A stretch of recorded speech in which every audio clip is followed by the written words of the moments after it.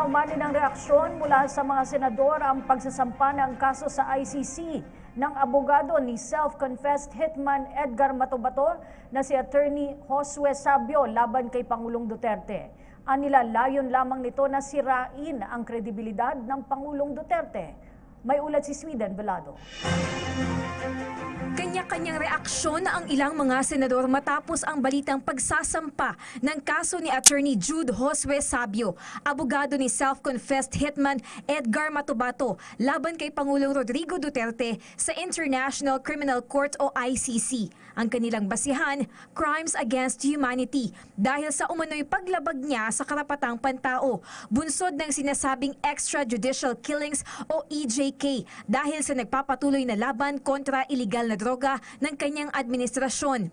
Ayon kay Senate Majority Leader Vicente Tito Soto III, questionable ang ginawang hakbang ng mga kritiko ng Pangulo na gustong sirain ang kanyang imahe ngayon, lalo't maganda ang relasyong panlabas ng presidente sa rehiyon ng ASEAN. Tulad niya, maging ang mga lider ng ASEAN ay nilalabanan ang iligal na droga, hindi tulad ng European Union o EU na siya namang sinusuportahan ng mga nais magpatalsik sa Pangulo. Ito rin ang paniwala ni Senator J.V. Ejercito na sinabing nais lang ipahiya ng mga maka-antay Duterte ang Pangulo, lalo't siya ang kasalukuyang chairman ng ASEAN at tayo ang nakatakdang mag-host ng ika-30 ASEAN Summit sa linggong ito. Ito naman ang komento hinggil sa issue ng ilan sa ating mga kababayan. Alam ko yan din na may kaso siya pero no comment ako.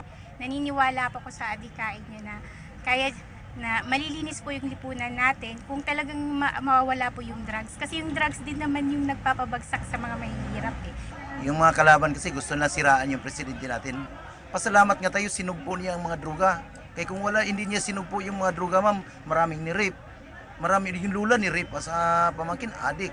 Ngayon kapag mapatay na yung mga droga, hindi na babalik yan. Samantala, tingin ng isa pang miyembro ng mayorya na si Senador Panfilo Lacson para tanggapin ng ICC ang naturang kaso, dapat masunod muna ang dalawang basic requirements ng korte.